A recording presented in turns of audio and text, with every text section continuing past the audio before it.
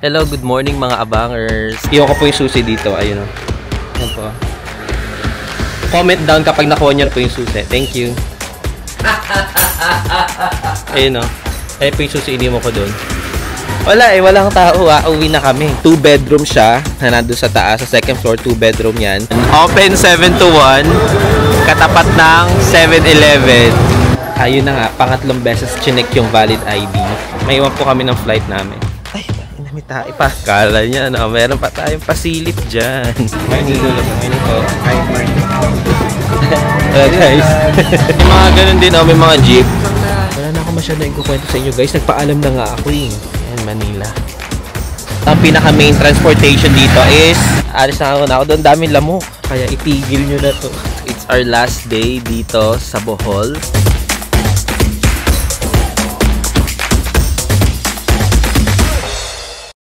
Nandito kami ngayon sa Jollibee, magdi-dinner sa may Alona Beach. Sobrang pagod na. Inaantok. Wala nang energy. Pumunta kami sa may Alona Beach. Dapat talaga kakain kami sa Barwo or Mist. Doon kami magdi-dinner kasi yun yung nilagay ko sa itinerary. Pero dito kami ngayon sa Jollibee para mabilisan na fast food kasi gusto na namin magpahinga, matulog. Ganun. So dito na talaga sa fast food. Ang mga food. Sa mga food dito. Jolly. Ang daming ano dito, ang daming establishments dito. May fast food. May Jollibee, may McDo, tapos maraming mga restaurant. Tapos din na rin kami pupunta ng beach, doon sa Alona Beach mismo. Kasi meron din namang 7-Eleven sa labas ito. Doon nga mismo sa amin sa apartment. Yun, hindi na ako nag-tour sa apartment. Basta bibigyan ko na lang kayo ng review doon. Merong 7-Eleven na malapit. Sayang. Hindi na sana kami lumayo. Pero okay lang. At least nakapunta kami dito sa may Alona Beach. Parang city proper. Yun lang naman. Ayan. Habang waiting kami ng order namin, ng pagkain namin. Grabe, parang nangitim ako dito.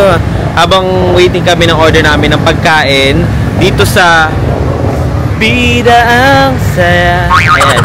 So nag-decide na kami na dito sa Jollibee kumain para mabilisan na ang lahat kasi gusto na namin magpahinga. Dahil alam niyo naman yung activity namin, sobrang extreme lahat-lahat. So pagod na talaga.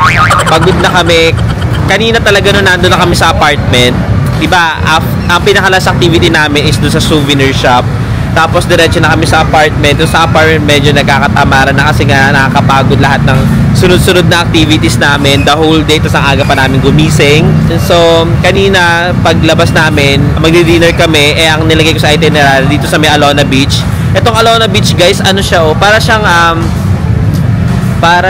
La Union. Parang ganung vibe siya dito. Siguro pag nakapunta na tayo doon sa pinaka Alona Beach niya, siguro doon na natin makita yung parang Little Boracay na sinasabi nila or parang Puerto Galera, ganun. Pero dito pa lang kasi sa gitna niya para siyang talaga La Union na maraming kainan, parang busy talaga yung mga tao. Tingnan nyo Hindi ko kung nakikita ninyo, basta ayan siya. Ayan, so ganun ka busy dito. Ayan, Jollibee kami, nasa ayun sa kabila lang may McDo.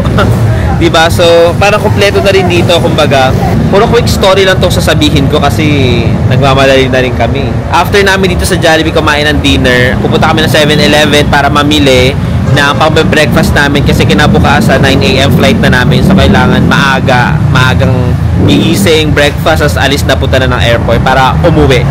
Ayan. So, hindi na tayo makakapag-activity dito or tingin ko hindi na ako mag-vlog dito kasi medyo pagod na rin. If ever, pagtapos namin mag-dinner dito sa Jollibee, siguro titingin-tingin na lang kami na pwede mga pasalubong or souvenir or whatnot. Yun na lang siguro ang gagawin namin dito. Siguro kapag babalik kami dito sa may Bohol, ang gagawin namin is magbe-beach na talaga. Kasi ngayon, ang punta namin dito, parang Danau Adventure Park lang talaga yung pinano namin eh. So, parang side trip lang namin tong countryside and then itong Alona Beach. Ayun lang naman. So, babalik na ako doon para kumain. Okay? Pero sisilipin ko muna kung saan dito yung 7-Eleven para after namin nagkumain dito, alam ko na kung saan kami pupunta. Wait. Tatanong ako sa yung 7-Eleven. 2,000 years later. Ayan, kakatapos lang namin kumain sa may Jollibee. Nandito kami sa may likod ng McDo. Dito kami sa may likod niya. Papunta kasi ito papunta dun sa ito papunta dun sa beach. Ay, sir, ito ba yung way papunta ng beach? Ayan. Thank you po. Ito yung way na papunta ng beach, guys. Yeah, ito yung way papunta ng beach. Tapos bibili sana kami dito sa may 7-Eleven. Ito 7-Eleven. Tapos hanapin nyo guys, yung 7-Eleven, ang katapat niya na tindahan is Mini Mart. Pero ang pangalan ay 7 to 1. Open 7 to 1. Katapat ng 7-Eleven. 7-Eleven. May kami din sa ano. Ito may peanut finger dito oh. Magkano po ito? 290. Ay ito, peanut kisses. Magkano po ito? Mas mura nga doon sa ano namin, pinambilhan namin.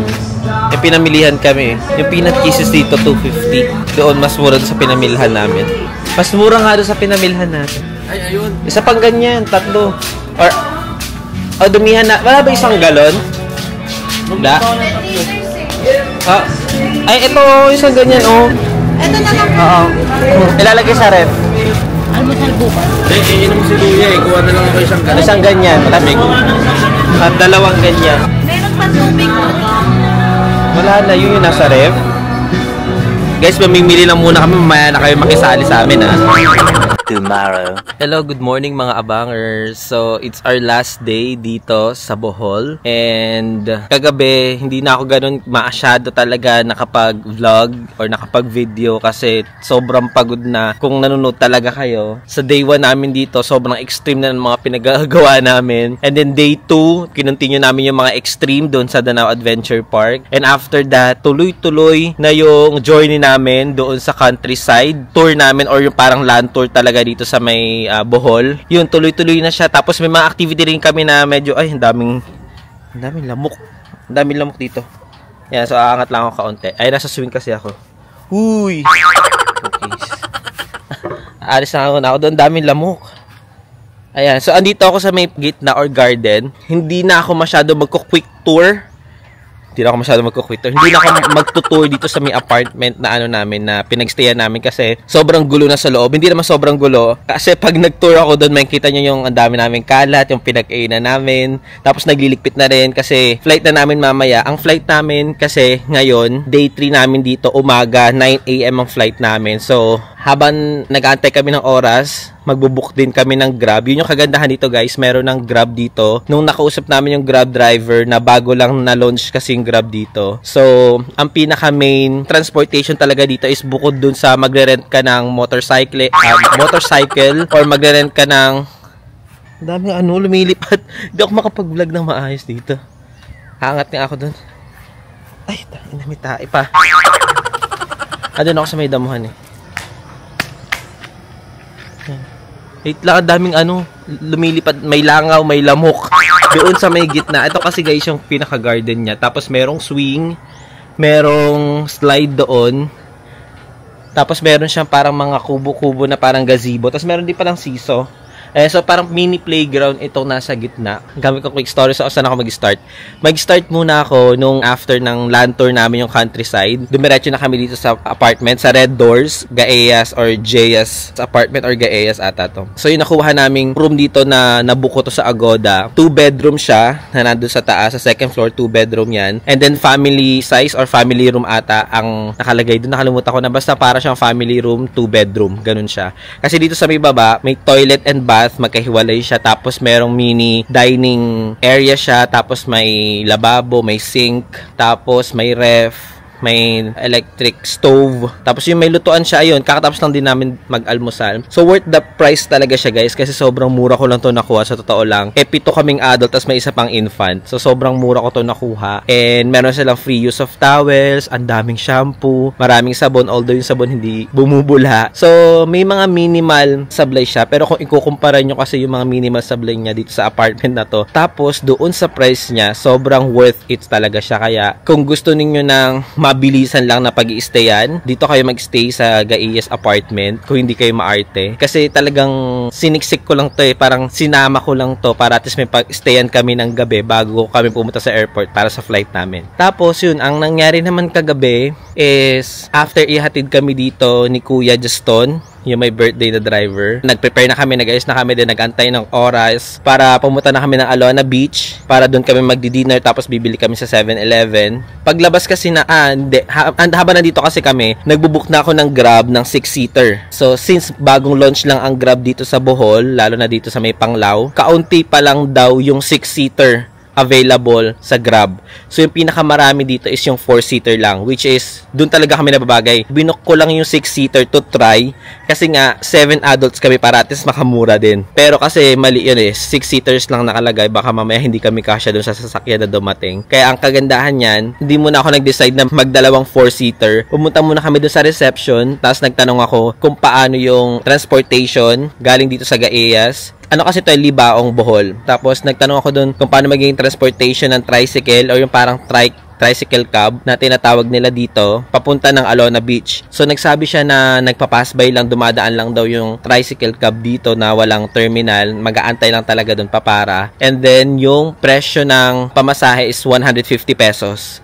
Pero nung may dumaan na tricycle sa amin, tinanong namin kung magkano. 150 pesos naman siya. Sinabi niya, pero totally daw talaga, from dito hanggang doon sa may Alona Beach, 200 pesos siya. 200 pesos talaga yung pamasahe. Pero yung nakuha namin tricycle, isa lang siya, pandalawang tricycle kasi kami dahil madami kami. Nag-aantay siya ng isa pang tricycle para sabay na pumunta doon sa Alona Beach. So, ang tagal ng oras na walang dumadaan na tricycle. So, nag-decide na kami na mauna na yung iba doon sa tricycle na yung 150 pesos yung fare. Tapos, nag-book na lang ako nag-grab ng 4-seater. Ayun, nakapag-book agad ako ng magkano yung 172 pesos. So, magkano lang yung difference ng Grab 4-seater doon sa may tricycle. Kaya yun, nakapag-book na kami and then nakarating na kami doon. After na makarating doon, ang plan ko talaga is kumain kami sa Barwoo or sa The Mist, which is yun yung sikat na kainan din dito sa Panglao. Lalo na malapit din sila sa Alona Beach. Sabi kasi nung driver, hindi ganun kalapit sa Alona Beach yung Barwoo or yung The Mist. Kaya, kasi anong oras na rin yun, tsaka pagod na kami, gusto na namin magpahinga. So, paglapag namin dun sa may Alona Beach, dun lang siya sa highway. Hindi mismo dun sa beach, pero dun sa highway siya. Marami ng restaurant, kainan, maraming establishment. Kung napanood yung last video ko nang nandun ako, nakapag-decide na lang namin na kumain na lang sa Jollibee para mabilisan lahat, para makauwi na kami, makapagpahinga. Kasi after namin sa Jollibee, pumunta kami ng 7-Eleven. Kung mapapansin nyo, hindi kami sa 7-Eleven bumili kasi may 7-Eleven, tapos ang katapat niya is parang mini mart. Ang nakalagay is 7 to 1. Open 7 to 1. 7 PM to 1 AM ata yun. Kasi buhay na buhay talaga guys yung Alona Beach paggabi. Para siyang mini Boracay or parang mini Puerto Galera. Pero kasi hindi siya mini malaki siya, parang La Union vibe. Parang ganun siya.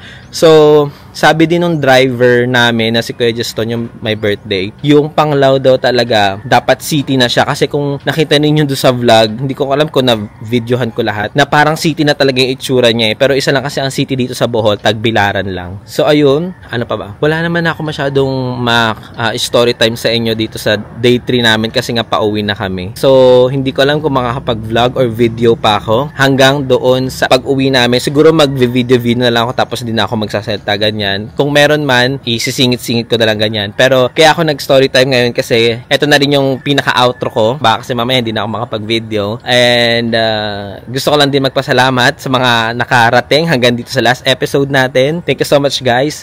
This is gonna be our very first local or domestic travel adventure vlog series natin dito pa sa Bohol. Grabe yung adventure natin dito. Ang hirap mag-outro, no? Kung parang ayaw magpaalam, parang wag muna tayo umuwi. Baka may ang ingi-ingi ko, no? Dito guys sa Gaeas Red Door Apartment, ang dami niya no? Meron din dun, no? Meron dyan, apartment siya. Tapos meron din dun parang kubo-kubo lang siya. Like for example, isa ka lang, dalawa or tatlo kayo. Parang ganun kasya doon sa mga kubo na yun, no? Ayan.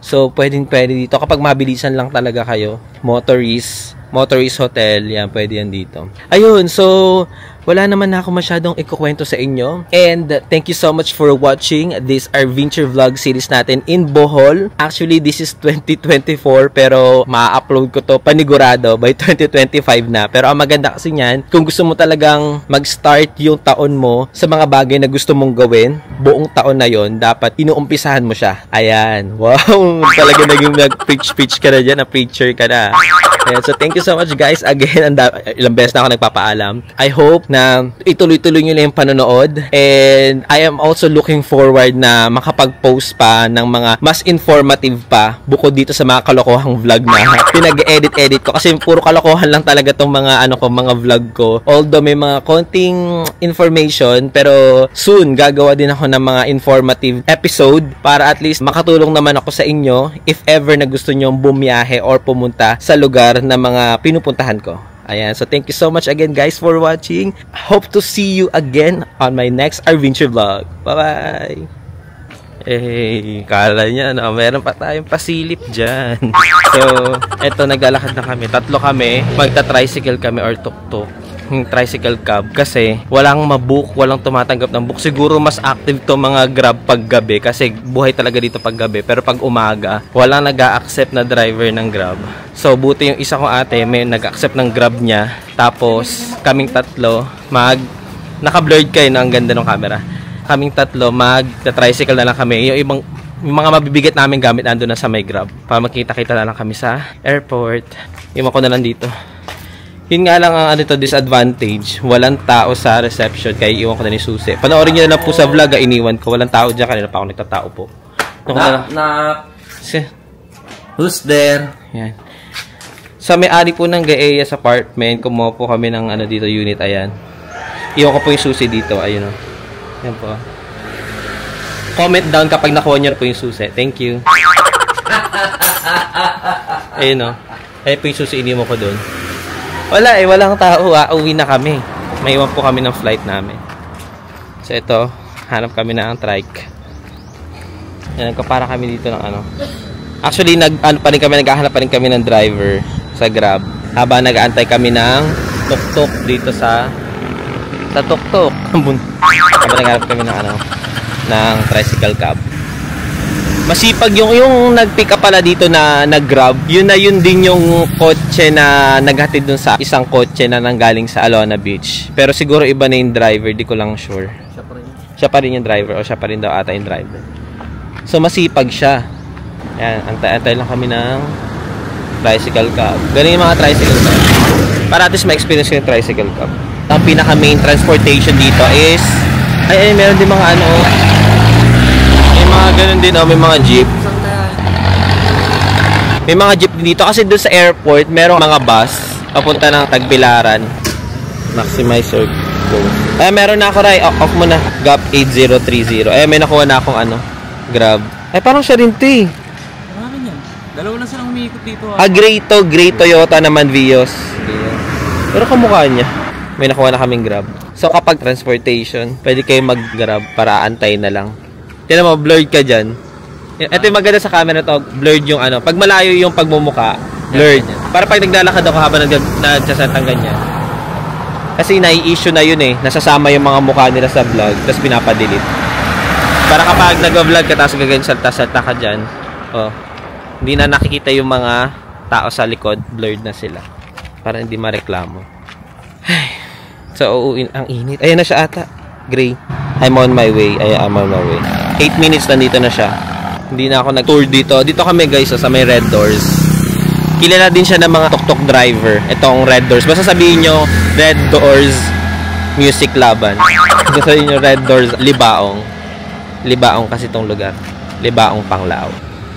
Ganto-ganto na lang gagawin ko dito. Nag-aantay ng... Doon na lang ako sa sa airport. Nagpaalam na ako eh. A few inches later. Parang nagpaalam na ako kanina. Ang dami kong gustong ikwento sa inyo ngayon. Ang first na gusto dito tayo sa may kita ang hindi rin. Mga against the light kasi ang mga ilaw dito. Kasi kabilaan siya glass. Tapos dito rin glass. So yung ilaw hindi maintindihan. Ang tahimik dito. Andito na kami ngayon sasabihin ko sana andito na kami sa Panglao International Airport or Panglao Airport. May konting trivia muna ako sa inyo kasi galing kami doon sa pinaka-last video ko dito or video clip ko. Nag-aantay kami ng Grab papunta ng Panglao Airport. Tapos, wait lang, may magsasalita. Okay, so hindi yun sa Okay, hindi sa amin yung announcement. So, tuloy tayo. Ang kwento ko muna, ang kwento ng buhay. So, ang ikukwento ko muna sa inyo is konting trivia kasi yung nasakyan naming Grab, papunta dito sa airport, in-interview ko siya kaunti. Kasi, ang tagal naming makakuha ng Grab kanina. Nag-book kami sa Grab ng mga 7 a.m. hanggang 8 a.m. Pero nung 8 a.m., lagpasan ng 8 a.m., doon pa lang nagdagsaan yung mga driver na kumuha ng booking. Kaya nung pagkaupo or pagsakay namin doon sa may Grab, in-interview ko na agad. Tinanong ko doon sa Grab kung 8 a.m. ba talaga nag-i-start yung mga booking dito or yung pagkuha ng booking. Sabi niya hindi, 24/7 naman daw, open ang Grab. Yun nga lang, kaunti pa lang talaga yung Grab dito. Grab driver. Sabi niya, mga 20 pa lang daw yung Grab. Tapos yung 6-seater, siguro daw mga 6 pa lang daw. So, sobrang konti pa lang nila. Kasi daw, kaka-launch pa lang ng Grab sa Bohol. So, ang pinaka-main transportation talaga dito is yung tuk-tuk or yung tricycle cab. Parang ang lakas ng boses. Ang lakas ng boses ko kasi nasa hallway kami tapos walang tugtog. Yun yung maganda, walang tugtog para hindi tayo makapiright. Tapos isa pa sa mga trivia ko na gusto sabihin sa inyo na dito sa Bohol, isa na lang ang airport nila, which is Panglao Airport. Mayroong Tagbilaran Airport dati. Hindi ko natanong masyado kung ano nangyari doon, pero daw nakasara daw yun. So isa na lang Panglao Airport. Tapos yung Panglao hindi pa nagiging city kasi isa lang din ang city dito sa Bohol, which is Tagbilaran City. Kaya kapag babiyahe kayo papunta ng Bohol, talaga ang nakalagay is Tagbilaran City ang nakalagay. Pero yung airport is Panglao Airport. Kaya siguro yung karamihan or yung iilan is nalilito sila. Kasi nga Panglao Airport tapos Tagbilaran City. Ayan, at dito kami ngayon sa Panglao Airport. Tapos makikita nyo guys, sobrang liit lang niya. Ayan, makikita talaga ng sakop ng mata ninyo. Sa kabila nito, alam ko ito sa kabila, ito yung yung arrival. Tapos dito sa side namin, dito naman yung departure. So, kitang-kita nyo talaga arrival at departure. No? Unlike, syempre, sa mga malalaking mga airport, hindi nyo makikita kasi malalaki. Ano pa ba? Ano oras na ba? 8:42 na. Pero yung nakalagay sa ticket kasi namin, 8:45 yung pagpapapasok sa aeroplano. And then, yung flight namin, malamang sa malamang is mga 9:30 yan. So, yun lang naman. Nagkonting trivia lang ako. Tapos, isa pa pala, ayan.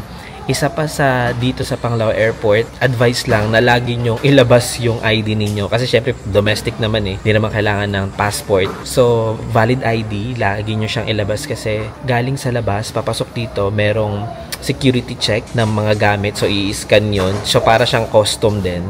I-scan yun, ilalabas yung mga kailangan na hindi kailangan. Diba? Para hindi tumunog doon sa scanner. And then, bago pa makarating doon sa scanner na yun, sa labas pa lang meron ng guard na nag-check ng ticket. So, hindi talaga sila nagpapasok dito kapag wala kang flight. So, kailangan pakita nyo yung ticket nyo. Online booking man yan, nasa cellphone niyo or hard copy. Dapat pakita nyo siya and then along with your valid ID. Pagpasok doon, scan na ng gamit. After ng pag-scan ng gamit, kailangan nyo magpa-print ng boarding pass. So, meron ditong self-check-in pero mas maganda kung mag-check-in na rin kayo ahead of time or bago kayo pumunta dito sa airport para dire-diretso na kayo dun sa pagpaprint ng boarding pass. So dito, kailangan talaga magpaprint ng boarding pass. So kailangan nyo pumunta ng counter kasi hindi uubra dito yung e-boarding pass kasi yung AirAsia daw dito or sa loob nito, wala daw silang scanner. So ito kami, gate 6 kami guys. Yan, gate 6 kami. Tapos makikita nyo dyan. Yan, Manila. So ano pa ba? Wala na ako masyadong ikukwento sa inyo guys. Nagpaalam na nga ako Nagpapapansin na lang ako kaya itigil nyo na to. Punta lang ako doon sa family. Isa pa pala. Ay, may pahabol na naman. Pinaprepare ko na naman yung yung valid ID ko. Kasi nga pala, di ba sabi ko sa inyo, i-prepare nyo lang yung valid ID nyo lagi kasi lagi siyang hinahanap. Unang beses siya hinanap doon sa papasok dito for checking, for security check. Chine-check yung online ticket ninyo, tapos i-check din yung ID ninyo kung nagtutugma siya. And then yung pangalawang beses na i-check yung ID ninyo kapag nagpa-print na kayo ng boarding pass. Ayan, print ng boarding pass. Ayun, hindi ko nasabi. Diba? Ay, hindi ko alam kung nasabi ko. Pero, doon sa NAIA, e-boarding lang okay na kasi na-scan daw. Pero hindi naman in-scan. Tapos pagdating dito, kailangan magpa-print kayo ng boarding pass kasi daw wala daw scanner yung AirAsia dito. So, hindi ko alam kasi wala parang ini-scan. Pero ang ginawa namin, pumunta kami sa counter and then nagpa-print kami ng boarding pass. Kailangan ulit ng ID doon and then kailangan makita ka physically and then pakita mo yung ID mo and then ipiprint nila yung boarding pass. So, after kasi doon, custom naman. So, pangalawang beses, ito rin, dalawang beses din, ini-scan yung mga gamit. Unang scan ng gamit doon sa may papasok dito for security check. And then, yung pangalawang pag-check naman ng gamit doon na sa custom. Tapos, ayan, pine-prepare namin. Baka mamaya kasi, i-check na naman doon papasok sa airplane. Yung counter doon ng AirAsia, for sure, baka i-check yan. Kasi nga boarding gate. So, i-update ko kayo kung i-check siya or hindi. Ayun na nga, pangatlong beses chinek yung valid ID. Update agad din, no? Pangatlong beses chinek yung valid ID, pati dito sa may boarding gate. So, ang kagandahan kasi dito sa Philippines, guys, meron tayong priority. Diba? Unlike dun sa last travel natin, walang priority dun eh. Baby or senior citizen, walang ganun-ganun. Dito kasi sa Philippines, meron tayong, may priority tayo dito. Kahit ilan yung kasama mo makakapasok. Ay, meron kaming kasamang baby, which is yung pamangkin to. And then, lahat kaming 7 adults nakapasok. So, ayan, nauna kami. Siguro ano kami? First, fourth batch kami. Pero kasi yung naunang tatlo, solo lang silang lahat. Tapos yung isa, dalawang senior citizen. Tapos yung pangatlo, may kasamang baby. Tapos kami na, pang-apat na batch na nauna. Yun ang kagandahan, guys, pag meron kayong kasamang, hindi naman inaano. Pero, yun nga, prioritize na mauna kayong makapasok sa airline. Mauna ka makapasok sa airplane. Ayan, punta na kami dito sa may airplane. Ito na naman. Hala. Huling sakay. Grabe no, huling araw ng taon, huling araw ng sakay sa aeroplano. Ano ka doon? 26? Saka 25 naman. Dito kami. Yay!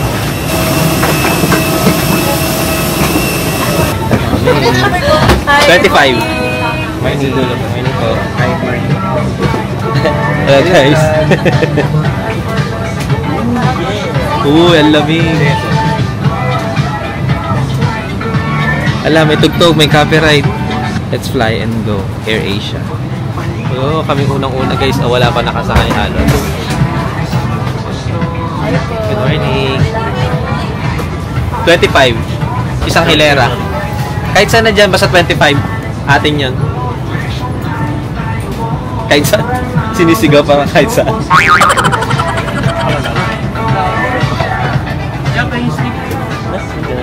Maya na mag-aayos kami ng gamit, guys.